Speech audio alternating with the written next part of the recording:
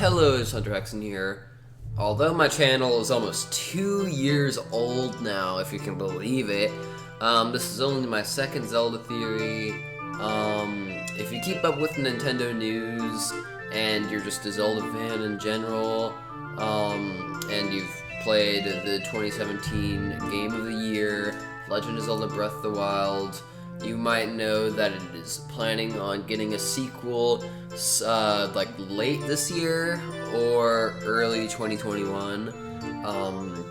There's no confirmed date, but hundreds of reliable sources are saying that tomorrow, July 20th, there will be a Nintendo Direct, which gives you a ton of information on new games coming, and Breath of the Wild 2 is an incoming game, so tomorrow, if it comes out, I'll try and make a video on it, even if there's not any Zelda content.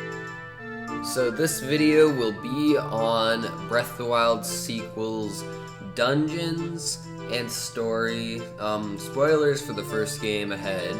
So after the failure of the Divine Beasts in the first game, we'll probably get the old format of dungeons back, like from Ocarina of Time and Twilight Princess. But if we get the old format back or not, something has always have to stay the same, and that is Link has to have some kind of motive for it. Now you, the player, might just be going around kicking all those bosses' butts in the dungeons for fun, but Link himself always has some kind of motive for attacking the dungeons. Now, to find the motive, we need to look at the 2019 trailer for Breath of the Wild 2. In the trailer, Link and Zelda find Ganondorf's corpse somehow alive. Then Ganondorf's malice leaks everywhere, an earthquake starts, so Link and Zelda gotta get out of there. They retreat to Hyrule Field, or Hyrule Castle Town, as they would have no way to get up to Hyrule Castle. As seen in the reveal trailer, it floats somewhat into the air. It probably goes higher in an extended version, which isn't in the trailer. So Link and Zelda would have no way of getting up there. So their first instinct would probably to go see Impa, the elder of the Sheikah, see what she has to do. And from the trailer, compared to the normal game, we don't see any Sheikah towers, any shrines. All the Sheikah technology seems to be gone. Now, I don't have a theory for how that happens. I might do that for a later video. But maybe some of the Sheikah try and recreate their technology and end up creating the Legend of Zelda Skyward Sword's time shift stones, which shift an area around you, which you activated in, shift it back in time. And then she says the only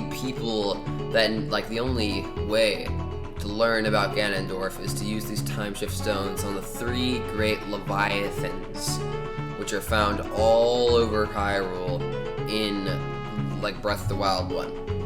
As if you use the time shift stones on them, they'll come back to their former glory, and they are friendly and can speak due to Skyward Sword's Levias. Now, you've been waiting for me to talk about the dungeons.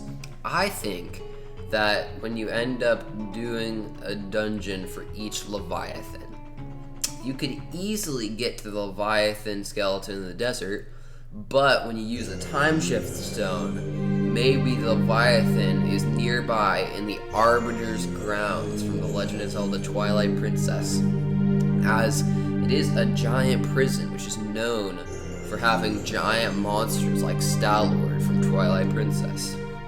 Arbiter's grounds is also a dungeon in Twilight Princess, and was also the place where the 6 sages tried to execute Ganondorf in, once again, Twilight Princess. And if my theory is right about going to Leviathans to learn about Ganon, then the Arbiter's Grounds makes even more sense for being a dungeon. The second Leviathan is on the side of Death Mountain, a big volcano. The skeleton also looks damaged, as if the Leviathan died in battle. The only thing native to Death Mountain big enough to kill a leviathan is a King Dodongo. Although we don't see Dodongos in Breath of the Wild, we do see Dodongo footprints on Death Mountain. So when Link and Zelda use the Time Shift Stone on the skeleton, brings Link and Zelda back to a fight between the Leviathan and the King Dodongo. As Link and Zelda intervene in the fight, one of the two beasts hits a hole in the side of Death Mountain, leading into some big cave, maybe even the Dodongo's cavern. You and Zelda might trap the Dodongo in the dungeon to complete, and then you have to complete the dungeon, defeat King Dodongo, get the information from the Leviathan before it dies of its wounds, and ends up in the state that you see in the game. So you and Zelda go back to the future. Now, I got this whole video idea from Masked Nintendo Bandit's theory on just the Ice Leviathan. Link in the description, by the way. But in his video, he says that the water under the Leviathan had to be deep and might have a dungeon. Well, I think the same thing. Maybe for some reason the normal entrance is blocked by snow, so they would have to find a different entrance with the time shift stones. But there is a whole dungeon in the path to the Leviathan. Do you think my theory is possible? Or have any other ideas? Write them in the comments below. Don't forget to like and subscribe to me and Masked Nintendo Bandit. And then here's some other suggestions. You could go watch Zeltic. You can go watch Monster Maze. You can go watch Nintendo Black Crisis, Hyrule Gamer, and Commonwealth Realm. See you later. Hopefully that Direct comes out tomorrow so I can make a video off of that. So, see ya.